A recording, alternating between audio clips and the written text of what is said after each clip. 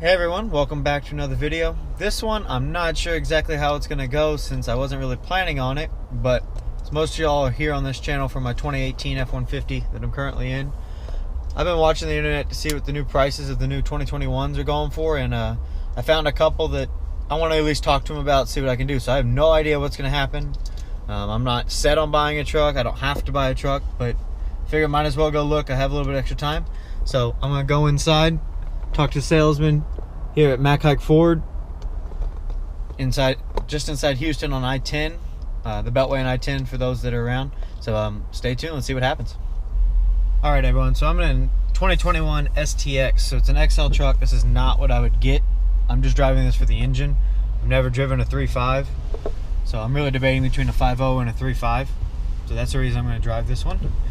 It's a little wet outside. I'm not going to be able to test it out all the way, but still want to give a thank you to Haik Ford for letting me drive this, especially without someone with me. It's very rare, so.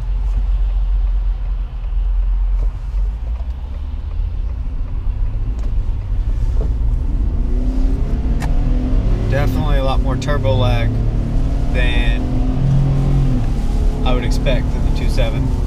The 5.0 is definitely a lot peppier, but this 3.5 gets up and goes.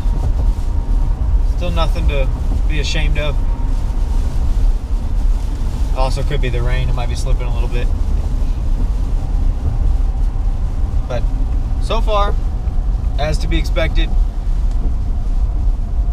pop a U-turn and see what happens.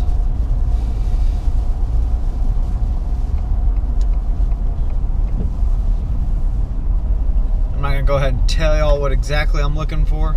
I want that to be a surprise, but it's not going to be an XL and probably won't be an XLT. That's all I'm going to say. But the brakes in this truck, in the new 2021s, have a lot more cushion on the front end than my 18 does.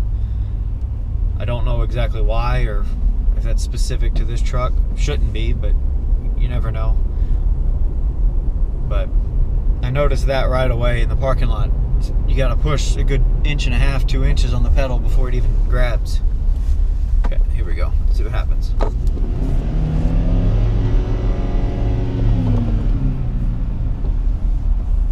So I think this truck is in transport mode. It just popped up. So no wonder it doesn't feel any different. Let me go back to the dealer and we'll see what's going on. Alright, sorry. Miscommunication on that first truck. That was a 3.3 that accidentally got the wrong key. But anyways, now we're in a Lariat Sport 3.5 twin turbo.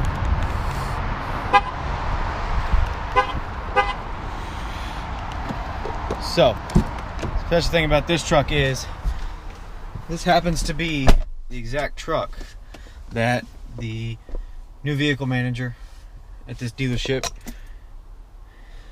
So it's got his personal stuff in here. They're letting me drive it. This is going to be very close to what I purchased. So like I was saying, this is going to be very similar to what I get. This is a Lariat. I think it's a 502A. The brown door panels and then on the dash, the 12-inch screen, heated cooled seats, folding shifter. I didn't realize how loud that was.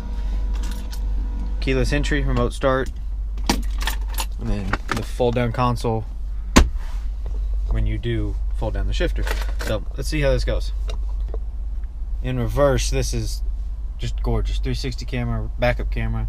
Then you can zoom in and all those features also. So pulling out of the dealership, completely different feeling than that 3.3 NA. I don't know why they even make that engine in my opinion. Brakes feel a lot better than that truck.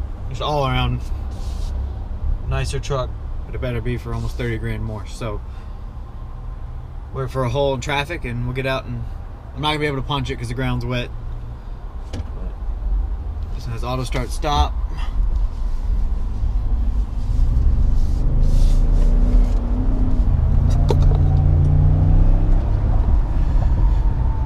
Little Nissan pulled out in front of me, but no big deal. Or Toyota. Sounds a lot better than I originally thought it would. As y'all know, I have the 2.7.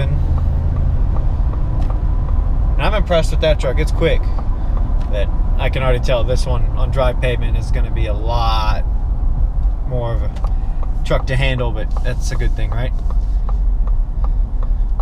pop the U-turn, see if we can get a little bit more exhaust. That's the only reason I'm really interested in trying to get a 5.0 is the exhaust, because other than that, the 3.5 is a way better engine anyways. Turn the blinker off so it doesn't annoy y'all. 3.5 is the way to go if you're going to tow, if you're looking for decent fuel mileage. Ooh, this thing has a heated steering wheel. It's pretty nice, and it's only 60 degrees here in Houston, and it automatically turns it on for you. But I'm already leaning towards the 3.5. The only thing is the sound, so I wanted to make sure it sounded okay. And I know there's some decent exhausts out there from Borla and Corsa, so if I get the truck, maybe we can find a way to find one of those. All right, got the gap here. Get in the middle lane. A little slippage. Oh yeah, this thing's all over the place.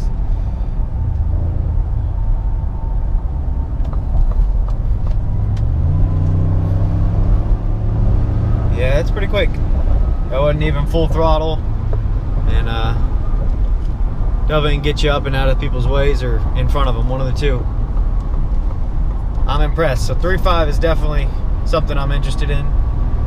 Sounds good, drives good. These new trucks, they're even a light year difference compared to my 2018. They're putting a lot more standard features in the XLTs, and even down in the STX. The STX is a hell of a truck if you're on a budget or you don't need all the fancy stuff, depending on what you're doing, or a commercial vehicle or whatever you're trying to do. But these Lariats, they're no joke. These are luxury trucks at the finest, and you're not even through the King Ranch Limited Platinum lineups yet. So stay posted. I'm trying to find a truck with exactly what I want. Seems like these dealers order them a little funny. They don't put some of those key features that they talked about in the 2021s when they released them. They don't put a lot of those key features in these trucks for some reason. Give or take this center console here. Like, that's the whole purpose. The shifter folds down, but they don't put that console and everything. It's only 160 bucks for that option. So why wouldn't they put that in the truck if the shifter already folds down?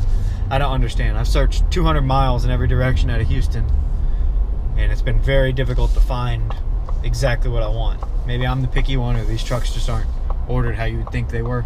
But I'm impressed. So the real question is finding one. So if I do find one, you're going to get bombarded with some videos here. This one will come out after, obviously, some of the other videos. But stay tuned. Alright, so we ran the numbers on that Lariat, and they're just not doing enough discounts and stuff right now for me to make sense to get into it. Not without stressing later in life. But I'm in an XLT Sport, Leadfoot 302A High. It's got everything you could possibly get in a XLT except for the co-pilot assist, which that's like a $1,800 option or something like that, and I don't think I'll ever use it, so it's not the end of the world. So I'm in a 5.0 4x4 at the moment. Let's see what happens when we turn out of here. The only real difference is the smaller screen, no vented seats. Not the end of the world. I don't have those right now. It's got remote start, so you can do it from the phone and all that too. So this new big screen is amazing. This one also has the B&O sound system, which is very rarely ordered in the XLTs, so that's a good thing. All right, here we go. Let's see what it does.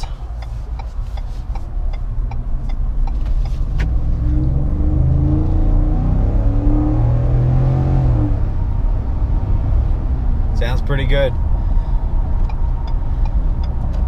And by going down to a lower model truck, that means I can modify this one a little bit more if I do get it. Still very on the edge. The payment's got to make sense. Obviously, being young, I'm not trying to mess up my future just for a car. It's not smart. So far I'm impressed. It's 5.0. Got plenty of torque, plenty of power. Good vehicle to supercharge. Instead of the massive screen with the speedometer showing up, or the speed limit showing up in the middle of the speedometer, it just shows up right there off to the right of the bottom of the screen. Still a great screen. They're actually calling this last year's Lariat. It's very, very similar to the 2018 to 2020 Lariats. It's got the window spotlight mirrors, it's got zone lighting, it's got everything except for leather, the big screen, and vented seats, I think. So can't really argue with that. Alright everyone, the last clip I was driving the 5.0 2021 XLT. So So I ran some numbers with the dealers. It just didn't seem to make sense for me in my situation. I don't owe that much more on this 2018 F-150. They don't have a good stock here in Houston yet. Those trucks are still so new that they're just not on the ground yet of what I want. I'm very specific and very picky, so this time I might order one here in the next couple weeks. I'll let y'all know and keep y'all posted, but I don't want to leave y'all out of a video without purchasing something. So I did end up at another dealership with a purchase I already made. We're at Honda of Houston. I'll fill y'all in more, but that's gonna be the end of this video. Thank y'all for watching. Stay tuned for what I purchased in the next video.